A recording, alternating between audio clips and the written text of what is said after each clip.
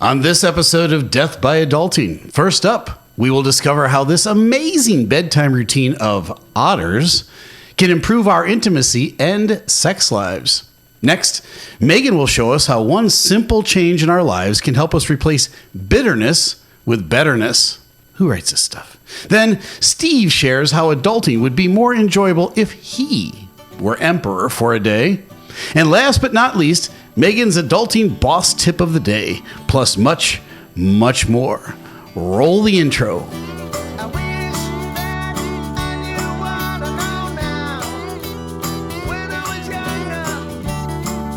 Welcome to Death by Adulting. It's me, your host, Megan Scheibner again, with my co-host and flyboy extraordinaire, Dr. Steve Scheibner. How's it going today, Dr. Steve? Very doctorly today. Very doctorly? Okay. Yes, right. Okay, that's great. Well, again, you gave us some great intros that I'm dying to hear about. More trivia from the animal world. Yes, more trivia from the animal world. But this one is it's super cute for one thing.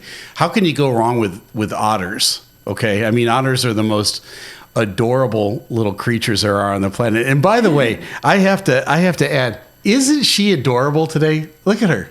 Look at Meg. She's just absolutely adorable. So the word for the day is adorable. Okay. Yeah, but you are. Well, I mean, thank you. yes. It's the new do. Okay. All right. Very good. So yeah, we're going to talk about otters and some other stuff. You got a boss tip of the day? I am very bossy. All right. So. You are very bossy.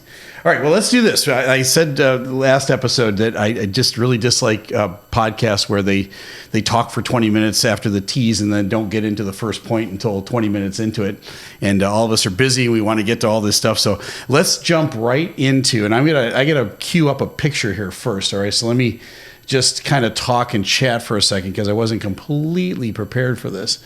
But I want to show you, I think, what is just absolutely the key word today. Adorable.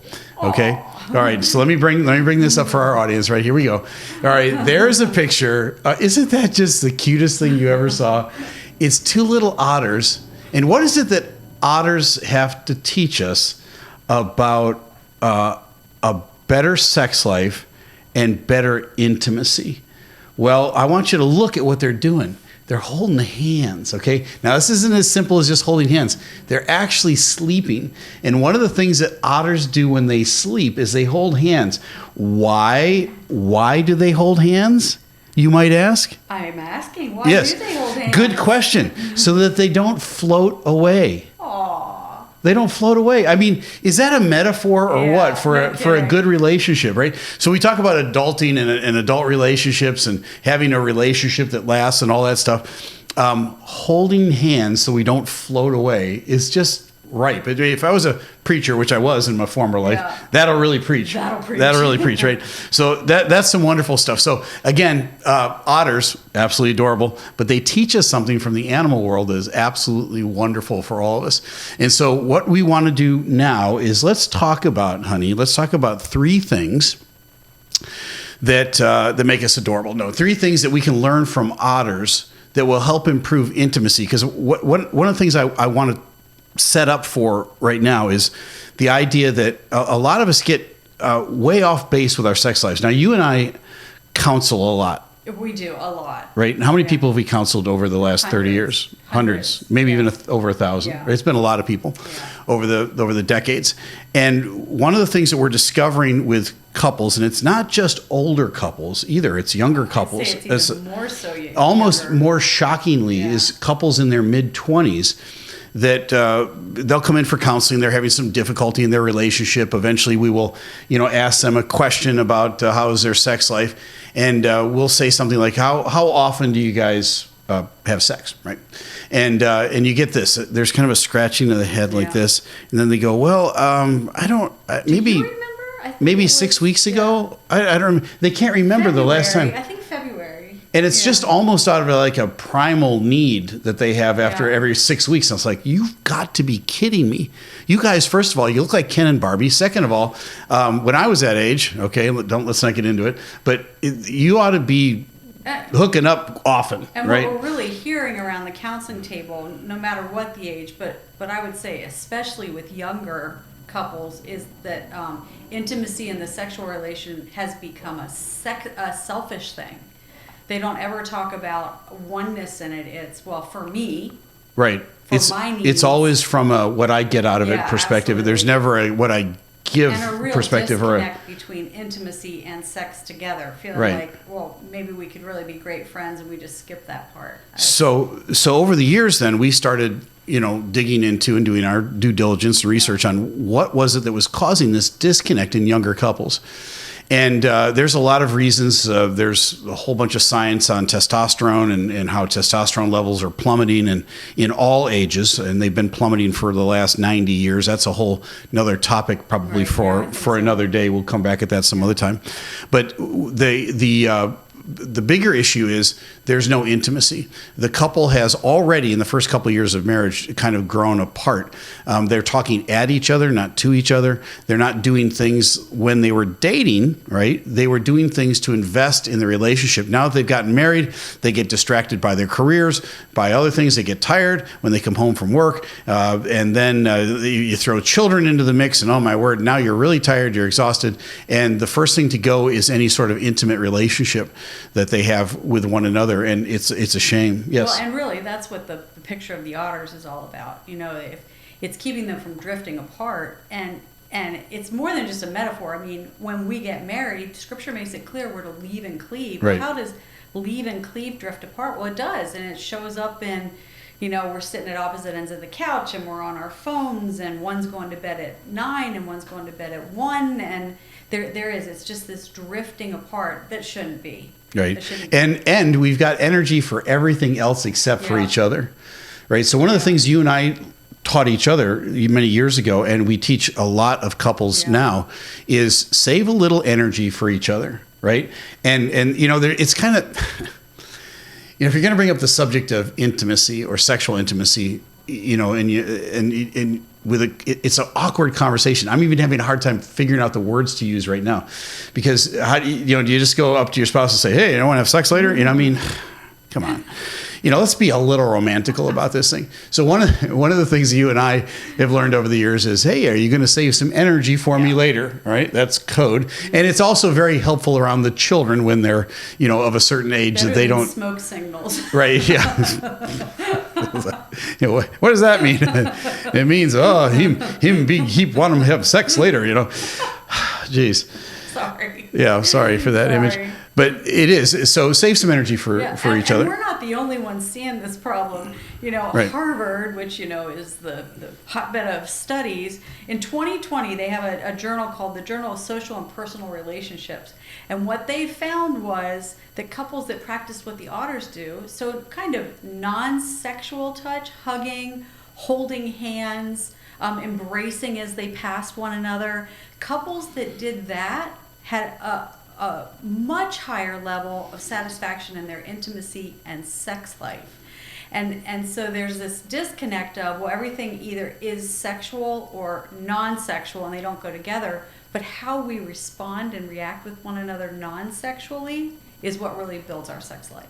Right. And so the actual act or the enjoyment of the actual act is deepened and made far better by the things that you wouldn't think of immediately. It's not how good a lover you are or how great a performer you are in bed.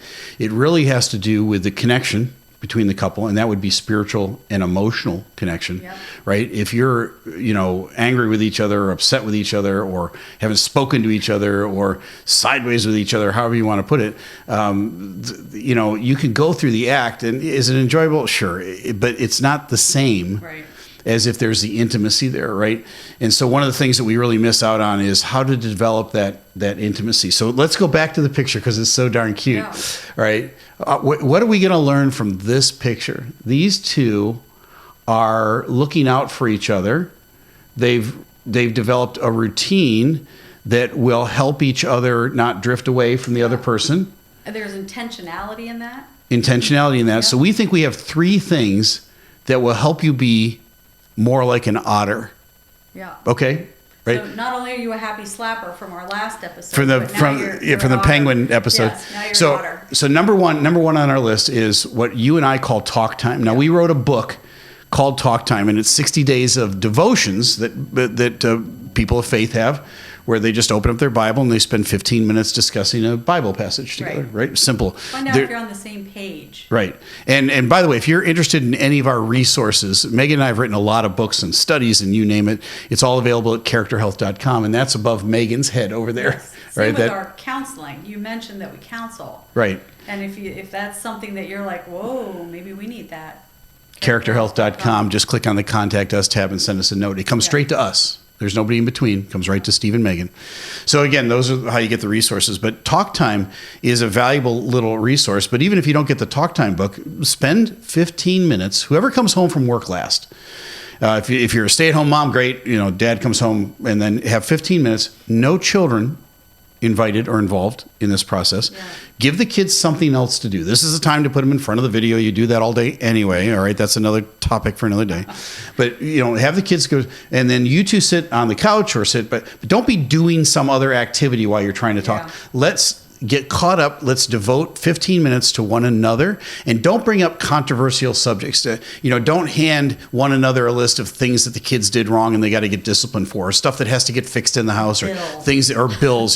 Don't get into any of those. Come up with some topics that help you study one another, right? And we're going to talk about that in just a minute. So again, 15 minutes. And if you would do that every single day, oh my word, the intimacy and the closeness, and the females, especially the women, will feel very secure. Yeah. And from security, gentlemen, good things happen. Okay, you with me on that? Good things happen. So you want your woman to feel secure in the relationship, and that's emotionally and spiritually. 15 minutes of talk time every day, great. Two thoughts on the talk time. One is you might enjoy it. Right. Sometimes when we share this with couples, they're like, oh, 15 minutes of talking to each other. And, you might like it so much you go 20. So that's number one. Number two is this, we mentioned it, or Steve mentioned it with parents, but you need to start this when you have no children in the house, rather than coming in and honestly, the wife going and getting on social media and the man going to his room and playing video games. No. Spend 15 minutes together, reconnecting as a couple. Ask each other good questions. Yeah, and put those phones away. Yeah. Oh, my word. Yeah. Turn the TV off if it's playing in the background, and put those things away, right? They're the absolute death of everything. And maybe hold hands like the otters. And hold hands like the otters. Yeah. Okay. Yeah. So that's tip number one. We got 3. What's number 2? Number 2 is date night. And this is whether you have kids or not. Because, again, it's really easy as a couple to go, well, it's just us two all the time. It's like a date every night. No, it's not. Especially for the woman, right? She wants to go on a date. So go on dates with one another. The best dates are when you're married, especially if you have kids, because, you get to leave the house. You get to leave them behind. You don't have to tuck them in. But there are some rules for dating, because there's good dates, there's mediocre dates, and there's really bad dates, and we want you to have good dates. So here are the 3 rules for dating that we have instituted, and I swear we'll know if you don't do it. We will know, because we're on the internet. Yes. And we watch you all the time, like Google. Yes. Rule number 1 is this: a date is you and your spouse. If you have kids, it does not include your children. If you include your children, that's called a family outing. We're not talking about a family outing. We're talking about spouse on spouse relationship. So that's rule number 1. Rule number 2 is this: it needs to be mutually enjoyable to both people. Don't look at me. I may have planned a couple things that were not mutually enjoyable. Hold on. What are you going to say? A couple things I've planned that were not mutually enjoyable to both of us. So, like such as? Like going to a tea room. Perhaps Steve didn't enjoy that as much as I did. Why don't you explain about the tea room, honey? It was lovely. It had little hard chairs and little doilies and little cups. And then we tried to eat food there. And it was little like munchkin food on a little thing with toothpicks. It was the atmosphere. But find something that you both like to do. But why is it that women like uncomfortable things? Right? Little tiny chairs are perfect for women. With me, right? Okay. Find things you enjoy doing together. And you know what? That might be different than when you were first dating. It may have changed. For Steve and I, often it's sporting events. We both love baseball. Find what it is that you enjoy and go do it. together. Yeah. All right. Can I tell a story? Guys, Sure. I love this woman. I absolutely love this woman. And when we were, it was our 30th anniversary. Yes. Right. I wondered what story it was. No, it was our 30th anniversary. And I had saved up a bunch of money, not a lot, but enough to go do something decent, right? It's a milestone, a 30th anniversary. How many times does that happen? Well, once, all right? So I said to my lovely wife, the adorable one right over here, I said, how about we go on a cruise? We've never been on a cruise. I said, we could spend the money and go on a cruise. And here's what I got. Yeah, I guess we could do that. You know, it was like a tepid response to the cruise. And partly because we've never been, so we don't know what it's like. But the other part was she loves the Boston Red Sox. And so do I. All right. This is a great woman. Oh my God. Right. So I said, well, or we could spend the equivalent amount of money and we could go to Fenway Park for an entire week. And she was like, Fenway, here we come. Yes. All right. And so we went 5 nights in a row and we sat in all the good seats, right? One next to the dugout, another one up in the Emperor section we saw a fight. We saw a fight one night. That's my favorite player hit a home run. Oh my word. That's the best. Amazing. When you know, and what's a baseball fight, right? Everybody runs out and they shove each other a little bit and there's a little bit of slapping and some name calling and then somebody holds somebody back and they're like, he better not let me go because I'm going to come and get you, I loved it. All right. So, yeah. What was the point? So find things that you both love. Both love to do. That's point number 2. One more for dates, right? Yes. One more rule for dates, and that's this: a date needs to be a minimum of 3 hours. Now, for you firstborns out there, it can be longer than 3 hours. That's fine, but not less than 3 hours. And here's why, gentlemen.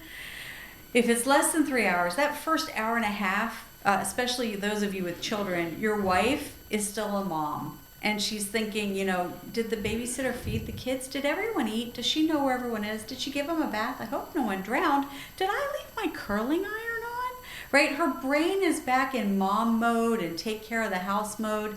But at the hour and a half point, it's kind of magical almost. You'll watch your wife turn the corner and she goes from being a mom and a home keeper to being a wife. And when she becomes a wife, good things happen. Good things happen. Are you with me on this? Okay. You want this to happen. That's why they're 3 hours. They oughter happen. They oughter happen. Wow. All right. That was very punny. Thank you. Very punny. You get score 1. We're going to keep a score on the back wall of the best puns that Megan has shared. All right. So those are the 3 things that go into date night. What's the third thing that is going to help with the intimacy that's going to lead to the better sex? Well, this seems like really obvious, but it's an intentional thing. We have to study our spouse, right? What's enjoyable for me might not be enjoyable for someone else. What's enjoyable for you might not be enjoyable for another husband. It isn't that we read books and we go, every husband would love this. It's we got to study our spouse, the one God gave us, to figure out kind of what floats their boat. So, all right. So elaborate on that a little bit. What do you mean by study? Ask good questions. Observe what brings joy to your spouse's life. Observe what gets them excited, right? Like, things that get me excited.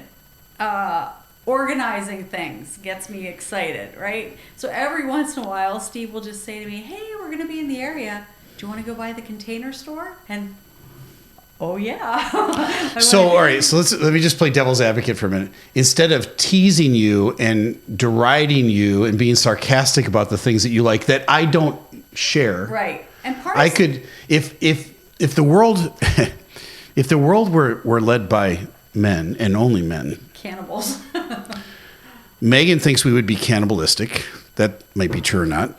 But there would be piles of everything all over the place, and nothing would be organized, and we would know where 20 to 30% of everything is at most times, and almost everything would smell bad.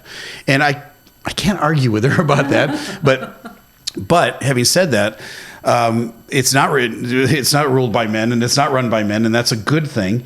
And so the idea that I might not share an interest or a like in you, but I've got to study that because I can be a blessing to you if I embrace it, even if I don't like it or share it. Yeah, and even beyond that, you kind of touched on this. Maybe it's not like a hobby I like or something like that, but things that are important to me. Mm-hmm. We have really tried to live by the axiom of if it's important to you, now it's important to me, Right. and vice versa. And some of those things are quirky, right? And we have a choice. Right. We can belittle and make fun of. Yep. Or we can say, you know what, this is important to my spouse. So that's a key takeaway from this episode is what's important to you needs to be important to me, and vice versa. Right. So we need to be a student of what's important to the other person, and if you work at enriching and adding to and allowing the other person to enjoy the thing that they enjoy, then that's going to enrich both of you. It's an others oriented approach instead of a me. Right. It's a you. Right. Approach. And when you talk about intimacy and a sex life, it really ought to be about you, not me, right? We're in this world that sells us this bill of goods that is destructive. Yes. And so many of those things that we would choose to kind of mock with one another, like I'll give you an example. I can't sleep with any light in the room. So including like the smoke detector, lights from a phone. We travel a lot. Every hotel has microwaves. And in the beginning, Steve was like, it's not that big a deal. And I was like, it is. I think I have thin eyelids. I don't know. But I can't sleep with that kind of light. And now he goes into the hotel room and he puts towels over the microwave, covers the lights, where he could mock me and tell me to get over it. One of the key things in a marriage relationship, and when we remember this, it helps with closeness, unity, intimacy, is different isn't wrong. Different is just different. So just because something that bothers him doesn't bother me, doesn't mean that he's wrong. Just because something that is important to me isn't important to him, doesn't mean I'm wrong. It's just different. Yeah, that's a great takeaway. Different isn't wrong. It's just different. All right. And so, maturity, I think, and a little bit of wisdom and age will help you with that.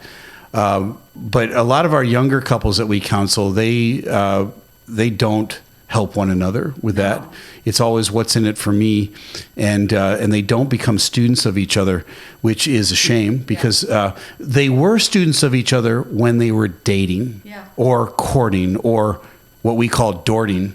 We actually call it the advertising phase, right? Yeah.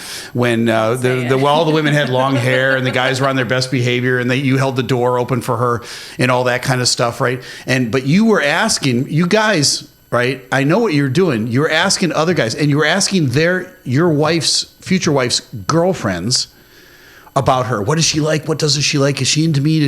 All that kind of stuff. You were doing all of your study and research on who she was and what she thought and what she liked, and then you were making a course change to fill all those needs, right? And then what happened after you got married? You stopped doing all that, right? Because the challenge is over. The challenge is over. And then you sit there on your phone all day long. You sit there zipping through the channels. Guys, you got to continue to date that woman. You got to woo her for the rest of your life. And if you do, good things will happen. Yeah. Are you with me? Okay. And I think maybe especially as Christians, we have to be careful because it's easy, like I said, to kind of study the wife or the husband. And if you look on any social media platform, you're going to see lots of advice for what men like. And men can go and look at sites and the 10 things that are great for a woman.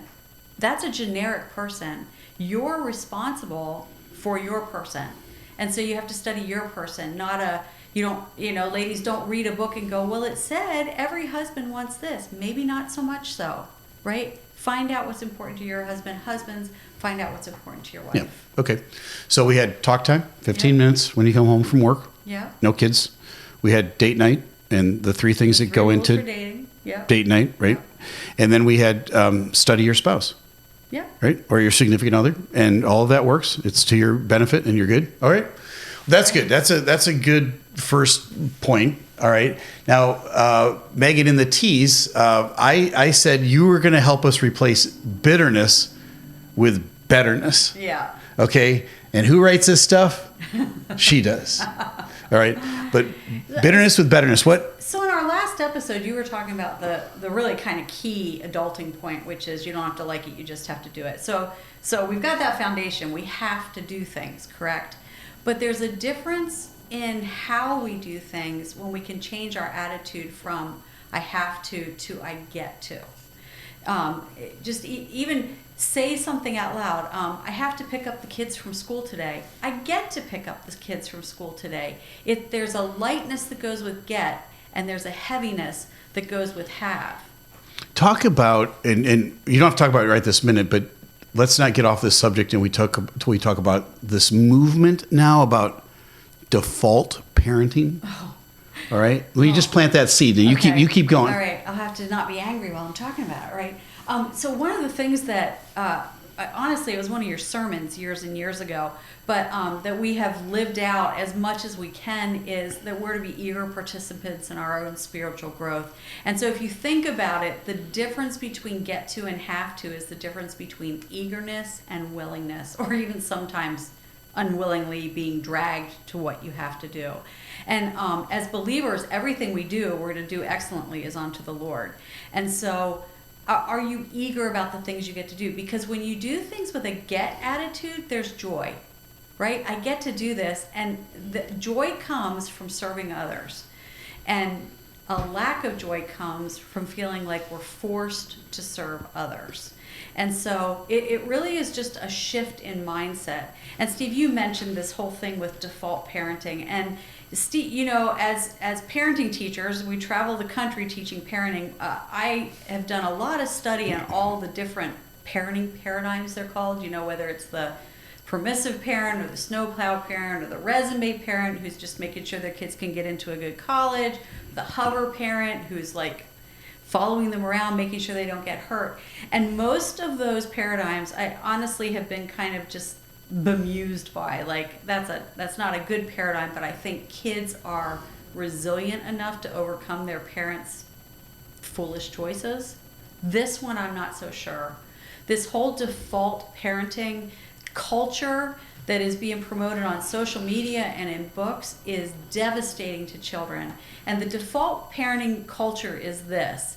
It's that there's one spouse who's stuck doing the majority of the home things. So whether it's picking up kids from soccer practice or paying the bills because the other spouse is gone at work more, or they have to be the ones who do the doctor appointments or who order the groceries or whatever it is, there's this attitude of, well, because they're off doing something else by default, I'm stuck here being the primary parent.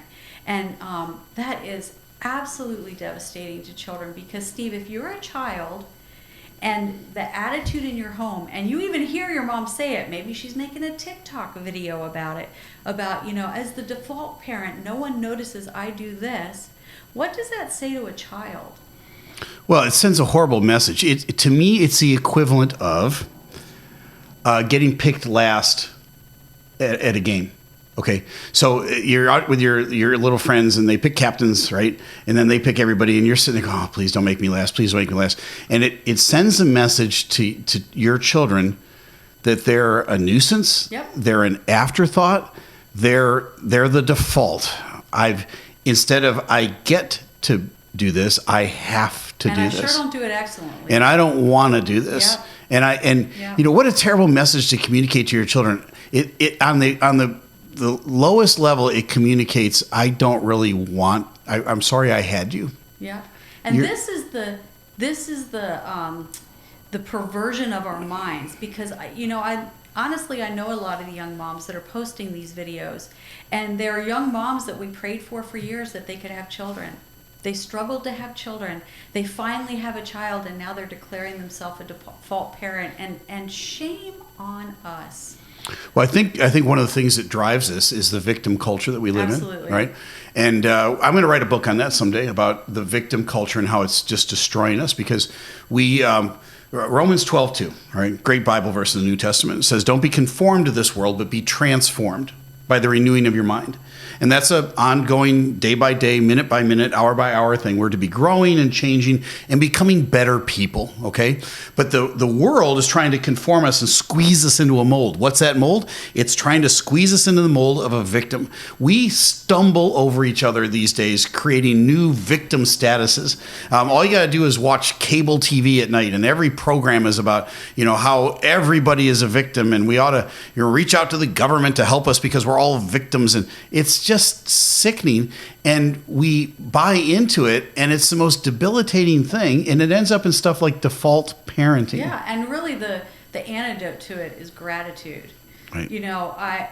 One of the things that comes up often in the default parenting is just because he makes more money, he's out of the house more. Well, there's a different way to look at that, which is, wow, I'm so grateful I get to be home because my husband works so hard and gets so much money. Right? We have to transform our minds. We have to take them and abandon the cultural norms to embrace the biblical norms. Yeah, and in all disclosure, we had the blessing and the privilege of me being able to be the primary breadwinner, and you got to stay home with the kids. Yeah. Which I thought was wonderful, but it was a mutually agreed to thing. And I would never change places with her. Her job was 1,000 times harder than mine.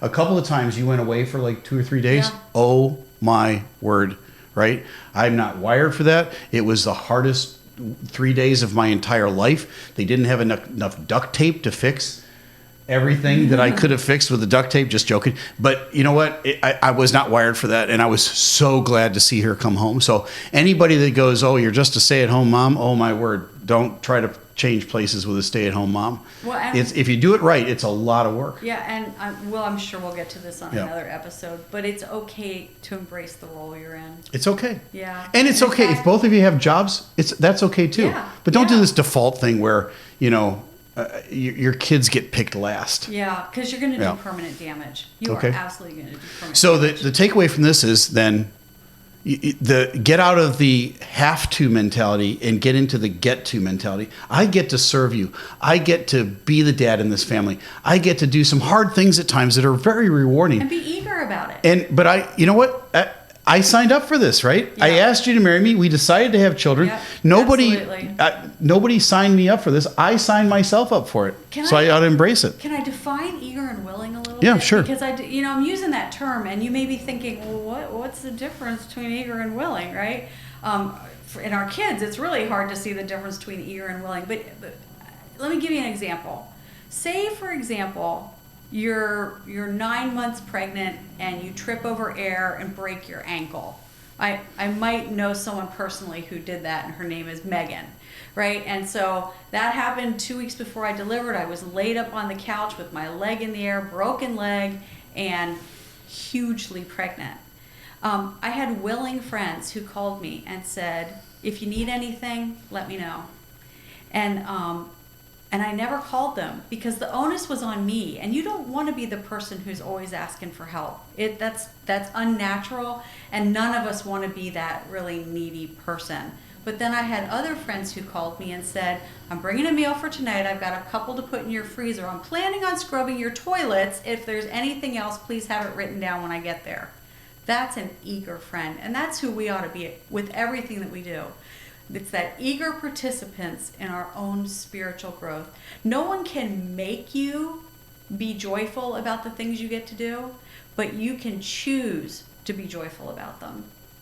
Yeah, that's absolutely right, and that's a good assessment of all of that. All right. Well, you want to move on to my soapbox? No, that's a good soapbox, honey. Yeah. That's why we're doing this, and I think a big part of what we're doing is trying to share wisdom, maturity, and experience.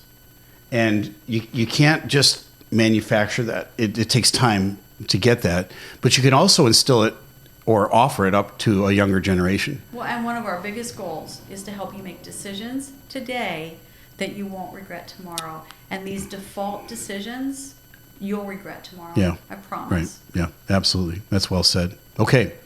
Now, the world would be a better place. Oh, if Steve were emperor for a day. Okay.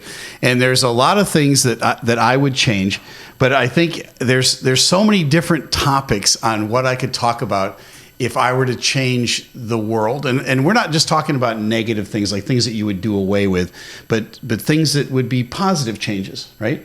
And in the comment section below, share with us. Let's be decent about it. Don't be, I wish you guys weren't on the air, if I was emperor for a day, I'd get rid of you too. All right. That's no negativity here, please.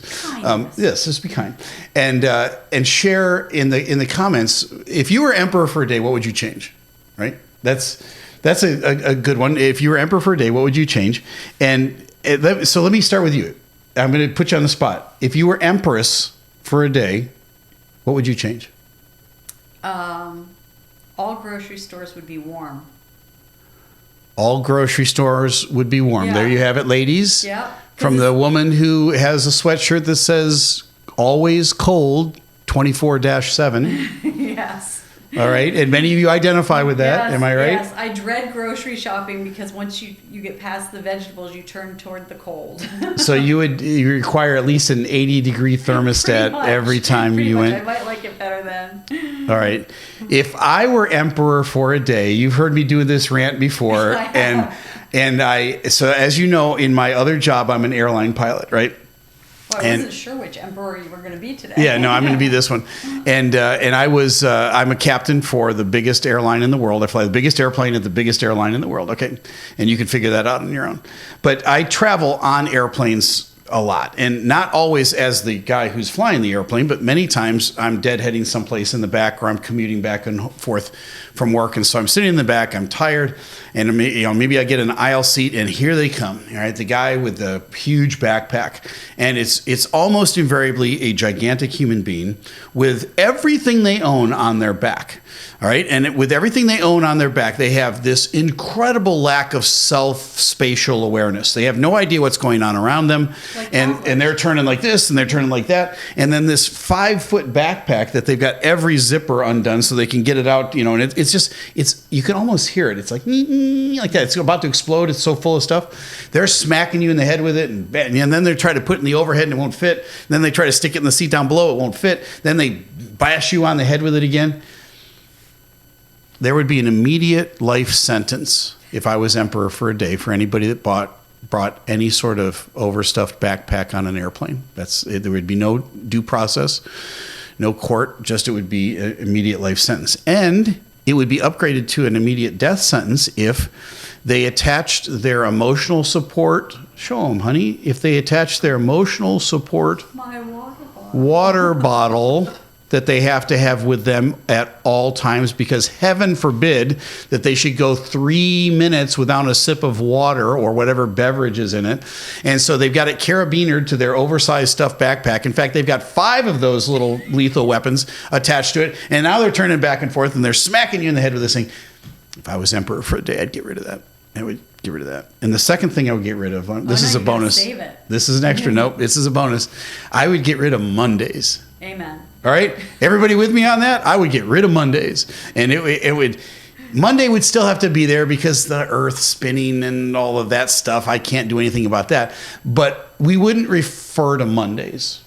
Monday would just be right. So we'd have Friday, Saturday, Sunday, and then Tuesday, and you could do whatever you want on day. Right? You don't have to go to work. You could stay home. You could sleep in. You could work in your shop. You could whatever you want to do on day, but we're not. It would be illegal to refer to day by Monday. The day formerly known as some Monday. people might refer to that day as the day formerly known as Monday. Yes. Right. That would be legal, I suppose. One comment for your emperor of the day is hydration is life. Yeah. No. Okay. Let me speak to our audience now at this point.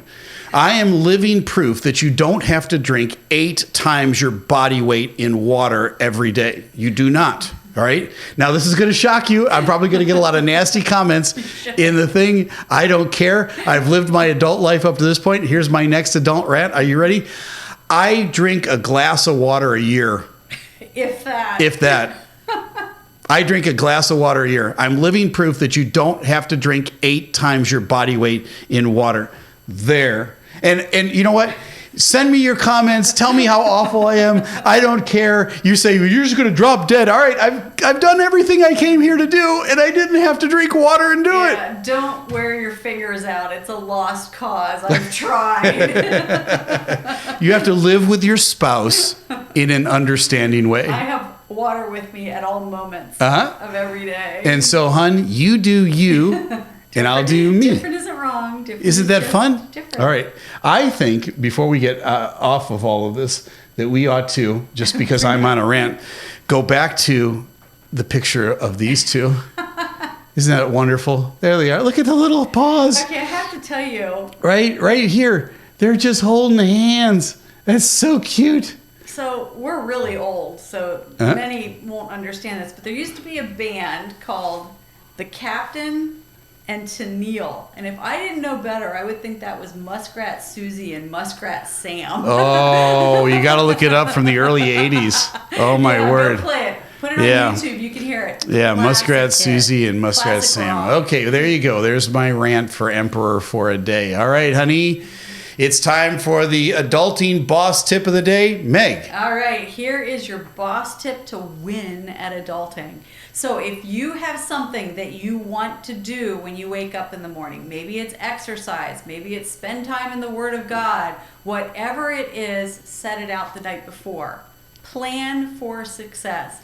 Being a successful adult is all about being intentional. Successful adulting never happens by accident. So set it out, right? Put out your Bible, a pen, get your coffee in the coffee pot, whatever it is, so you can just push the button. But be ready to start the morning and then get up and do it. It'll help you be successful in those things that you've been wanting to get done. Excellent. Okay. Next time, why pink flamingos aren't really pink and what our diet says about us. Okay. Next time when we come together on Death by Adulting. I can hardly wait for that one. Yes. You want to give me a fist pump after this know. one? It's a good episode. It's almost like we're ottering. There we go. So this has been Death by Adulting. We're really glad you were with us. I'm your host, Megan Scheibner, with my co-host, Dr. Steve. And remember, when it comes to adulting, what doesn't kill you just makes you tired. We'll see you next time.